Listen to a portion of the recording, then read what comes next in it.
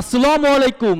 আন্তর্জাতিক বাংলা সংবাদে আপনাদের স্বাগতম। শুরুতেই শিরোনাম, পরে বিস্তারিত।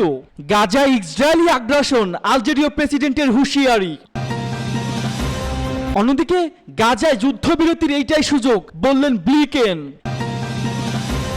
এবং তেল আবিবে এক বিস্ফোরণে ইসরায়েলি নিহত। অন্যদিকে নর্থ স্ট্রিম পাইপলাইনে হামলা, সন্দেহভাজন ব্যক্তি পলাতক। এবং সবশেষ জানিয়ে দিব, বেলারুশ সীমান্তে লক্ষাধিক ইউক্রেনীয় সেনা, নতুন যুদ্ধের সংখ্যা। এতক্ষণ দেখছিলেন শিরোনাম, এবার বিস্তারিত। গাজায় ইসরায়েলি আগ্রাসন, আলজেরীয় প্রেসিডেন্টের হুঁশিয়ারি। গাজা উপত্যকায় ইসরায়েলের আগ্রাসন, অন্যায্য এবং ফিলিস্তিনি জনগণের উপর চালানো হত্যা মর্মান্তিক বলে দাবি করেছেন আলজেরীয় প্রেসিডেন্ট আবদেল মজিদ তেবুন। তিনি হুঁশিয়ারি দিয়ে বলেছেন, ইহুদিবাদী শাসক গোষ্ঠী গাজা ফিলিস্তিনি জনগণের উপর গণহত্যা চালিয়ে ফিলিস্তিনকে ধ্বংস করতে চায়, কিন্তু আলজেরিয়া এটি কখনোই মেনে নেবে না। সোমবার আলজেরিয়ার উত্তর পূর্বে কনস্টান্টিনোপেলে এক বক্তৃতায় তিনি এ হুঁশিয়ারি দেন। একই সঙ্গে আলজেরিয়া ফিলিস্তিনি জনগণের পাশে আছে জানিয়ে বলেন, আবদেল মজিদ বলেন, ফিলিস্তিনিদের সমর্থনে তার দেশ অবরুদ্ধ গাজা উপত্যকায় সেনা পাঠাতে প্রস্তুত। ৭৮ বছর বয়সী আবদেল মজিদ তেবাউন আবারও আলজেরিয়া প্রেসিডেন্ট পদে নির্বাচনের জন্য প্রতিদ্বন্দ্বিতা করছেন। দেশটিতে সেপ্টেম্বরের মাসের ৭ তারিখে এ নির্বাচন অনুষ্ঠিত হওয়ার কথা রয়েছে। আসন্ন প্রেসিডেন্ট নির্বাচনকে সামনে রেখে সোমবার নিজের নির্বাচনী প্রচারণার চতুর্থ দিনে আবদেল মজিদ জোর দিয়ে বলেছেন, আলজেরিয়া গাজা উপত্যকায় পুনর্গঠনের সহায়তা করতে সৈন্য পাঠাতে প্রস্তুত। আলজেরিয়া উত্তর পূর্বে কনস্টান্টিনোপেলে ওই বক্তৃতায় তেবুন বলেন, আমরা কখনোই ফিলিস্তিনি বিশেষ করে গাজা উপত্যকাকে পরিত্যাগ করব না। আমি সর্বশক্তিমান আল্লাহর কাছে শপথ করছি যে যদি মিশর এবং গাজার মধ্যকার সীমান্ত আবার খুলে দেওয়া হয়, আমরা সেখানে গাজায় যুদ্ধবিরতির এইটাই সুযোগ বললেন ব্লিকেন।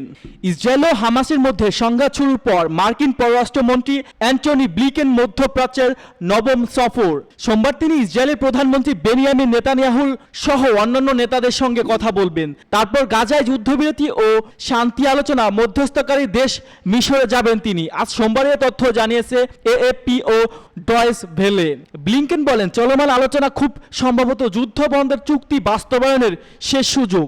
আমরা এখন একটি ক্লান্তিলগ্নে রয়েছি। জিম্মিদের বাড়ি ফিরিয়ে আনা, যুদ্ধবিরতি চালু ও সবাইকে টেকসই শান্তি ও নিরাপত্তা পথে নিয়ে আসার এইটাই সবচেয়ে সেরা এবং সম্ভাব্য বিশেষ সুযোগ এটি। ব্লিকেনের সঙ্গে সফররত এক মার্কিন কর্মকর্তা বার্তা সংস্থা এএফপিকে জানিয়েছে, তাদের মনে হচ্ছে এখন চুক্তির ক্ষেত্রে যে বিরোধ আছে তা মিটিয়ে ফেলা সম্ভব, তাই কাজ চালিয়ে যাওয়া উচিত। যুক্তরাষ্ট্র, কাতার ও মিশর যুদ্ধবিরতির চুক্তিতে মধ্যস্থতা করছে, কিন্তু এখন পর্যন্ত তাদের চেষ্টা সফল হয়নি। রোববার নেতানিয়াহু মন্ত্রিসভার বৈঠকে জানিয়েছে, কিন্তু এখন পর্যন্ত ঐক্যমত পৌঁছায়নি। যুদ্ধবিরতির আলোচনা খুবই জটিল। হামাস এখনো দোহায় আলোচনার জন্য কোনো প্রতিনিধি পাঠায়নি, তাই ইসরায়েল নয় হামাসের উপর বরং চাপ সৃষ্টি করা উচিত। আমরা আমাদের নীতি থেকে সরতে চাই না, এটা ইসরায়েলের নিরাপত্তার জন্য জরুরি। গাজা এখনো ১১০ জন ইসরায়েলি বন্দী আছে বলে মনে করা হচ্ছে। গত নভেম্বরে যুদ্ধবিরতির সময় ১০০ বন্দী মুক্তি পেয়েছিল।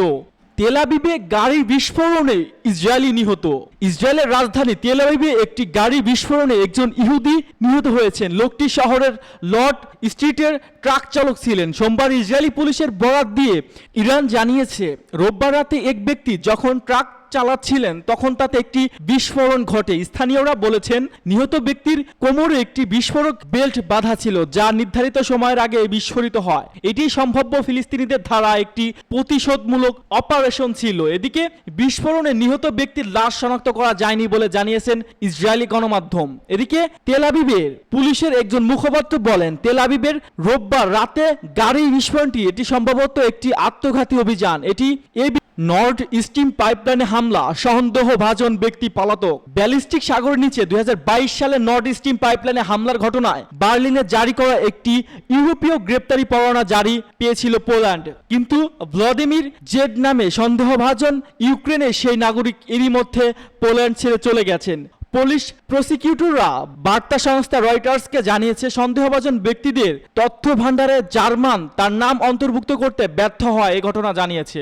ব্যালিস্টিক সাগর নিচে গ্যাস পরিবহনকারী কয়েক বিলিয়ন ডলার মূল্যের নর্ড স্ট্রিম 1 ও 2 পাইপলাইন 2022 সালে সেপ্টেম্বরে একের পর এক বিস্ফোরণে বিধ্বস্ত হয়। বেলারুশ সীমান্তে লক্ষাধিক ইউক্রেনীয় সেনা, নতুন যুদ্ধের শঙ্কা। দীর্ঘ 2.5 বছর ধরে ইউক্রেনের আগ্রাসন চালাচ্ছে রাশিয়া, আর এর মধ্যেই প্রথমবারের মতো রাশিয়া প্রবেশ করে হামলা চালিয়ে যাচ্ছে ইউক্রেনীয় বাহিনী।